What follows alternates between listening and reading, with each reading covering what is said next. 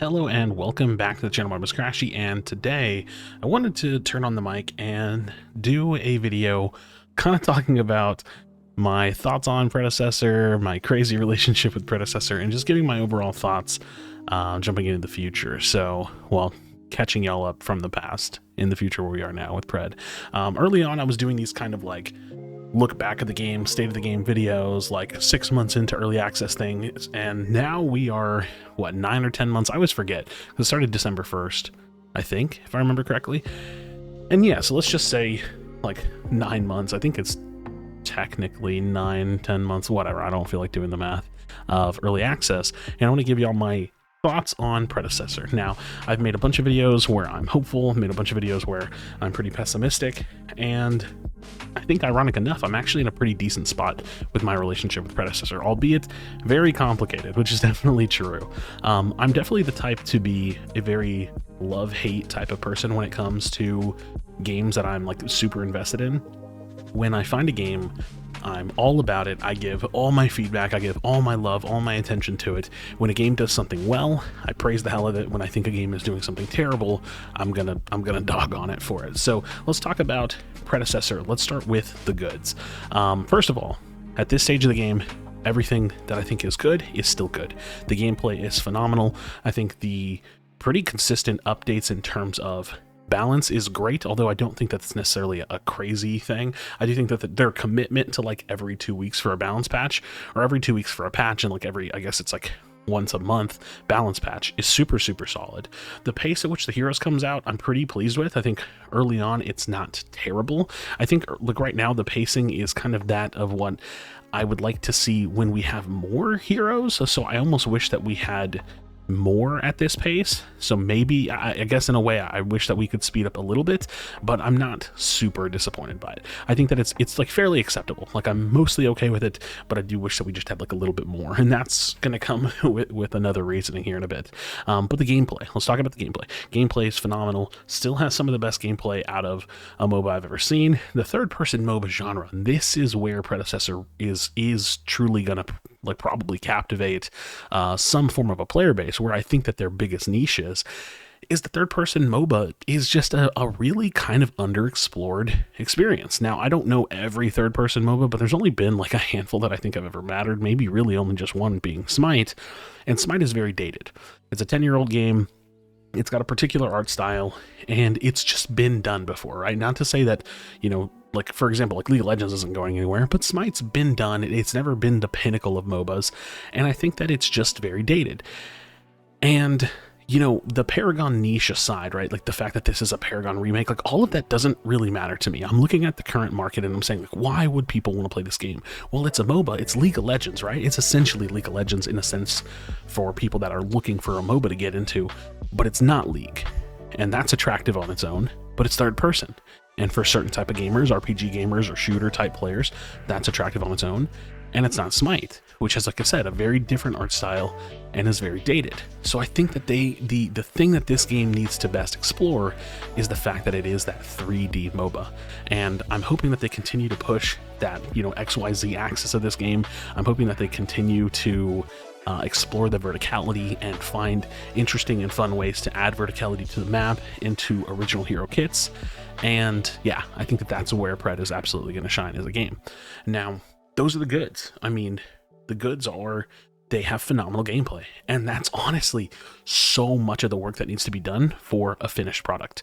Now, the bads are all still basically the same as well. The bads are the pace of the game is being developed incredibly slowly, and we know, I need to touch on Season 2, we know that Season 2 basically put a massive delay on the development of the game from where we thought we were, right? Now, if the developers could go back and they could, you know, pull a lot of their promises for Season 2 away from Season 2, then they would be able to say, hey, we're going to work on the new UI, this is something we have to do, blah, blah, blah, blah, blah, right? They've basically course corrected the speed of their development. But if you're a player that's been sticking around, then it feels like the pace has been really slow, and it has been in terms of new content. So for someone that might be coming into Pred, or if you're a console player really like hoping that Pred on console is right around the corner, then I totally understand why you may not have this kind of a frustration where, you're really just waiting to get your hands on the game, you're waiting for more content to come out for the game, and you're excited about that. And I think that that's a great place to be, because that's also where I'm at, just with the added on slight frustration of feeling like the game is a little bit slow. So, pace of the game, current development, very, very slow. Now, my biggest fear of Pred is not that they're not doing good work. In fact, it's quite the opposite. I think that they're doing amazing work. It's not that balance is bad or that design is bad or anything like that. It's just the pace. So my fear is not that they can't get people in or that no one will want to play the game. All of that is not true. My fear is that when they do get people in, will their speed be able to retain those people? Because let's fast forward to a hypothetical future. We fast forward, they have a finished product, meaning a free-to-play release game. It's got a ranked mode, it has X amount of heroes in it, it's got all the items in it, all the artwork, the skins, the this, that, the other. Is that version of the game good enough to retain people? It will be for a while, and then you always need an update. So it will be for a while, and then you'll need an update to hopefully keep people coming back consistently. So people get on your version of the game, let's say version 1. They like it for a while, it starts to taper off, then you give them version, 1.5. Obviously, I'm just making up numbers here, but you give them 1.5, and then you give them version 2. And so you're always chasing kind of like renewed retention, right? You're chasing that feeling of, okay, we pulled people in, now they're going to start to fall off, now we got to pull them back in. And the game in its current state has had some moments where I think they can pull people back in, and it definitely has done that with hero releases and new patches and things like that. But I think that we're having more people falling out of the game than we are having them come in. So that's my big fear, is the potential speed of the development that I think could hurt the retention of the game. So that's what they have to prove. But all things considered, the state of my relationship with the game is that I'm hopeful. I'm hopeful when I hear the team talk about the game. I definitely have my, times where my perspective in the game falls down, where I think, man, it's just taking so long. And it is. And now we have season 3 right around the corner. I'm definitely getting hyped up for season 3. I'm definitely feeling excited about the new roadmap that's coming. And I'm feeling excited about, all that they might be willing to promise. Now, presumably, with a lot of the things that were basically put on hold for season 2, hopefully some of those items will come back. Do I think that we're going to get a ranked mode? I'm not sure. I think if they did do something like a ranked mode, because the big part of what Pred is missing is progression, right? That is one of the big bads, right? Is that things are slow and we haven't gotten any progression.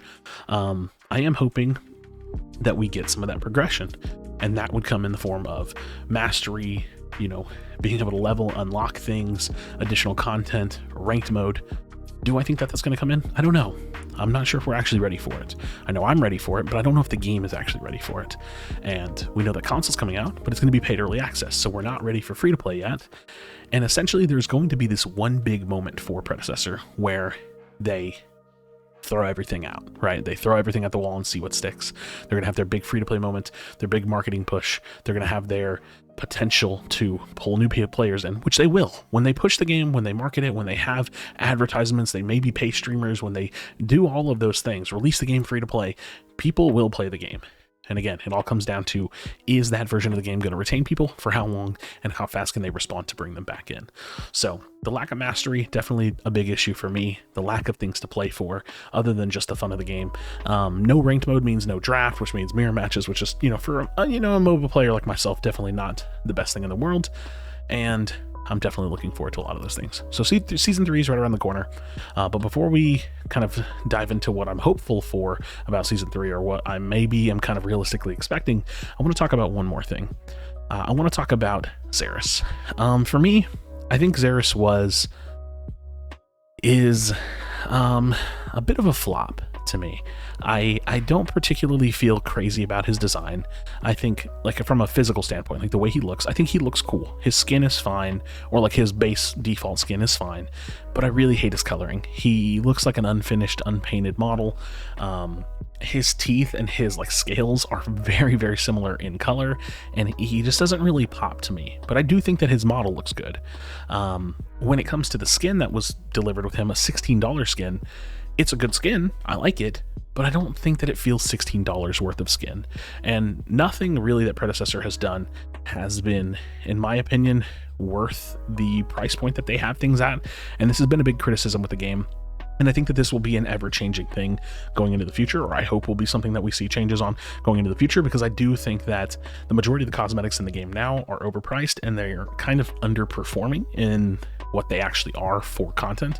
Like, the skins that actually are in the game aren't very great. There's none of them that really stick out to me. I think the best one is probably the rock skin for Rampage, and I'm not gonna lie, I bought that one instantly, and I still definitely don't regret that purchase. I just don't remember how much it cost. So I definitely feel like the skins and the, you know, kind of like added content are leaving a lot to be desired with Predecessor, especially since we don't have anything to unlock. So, you know, there just isn't a lot of that in the game. And we still have yet to kind of see another like model. We know that hero acquisition is supposed to be coming in season 3, so we're going to see that like contract system that Robbie's talked about, RGSAs.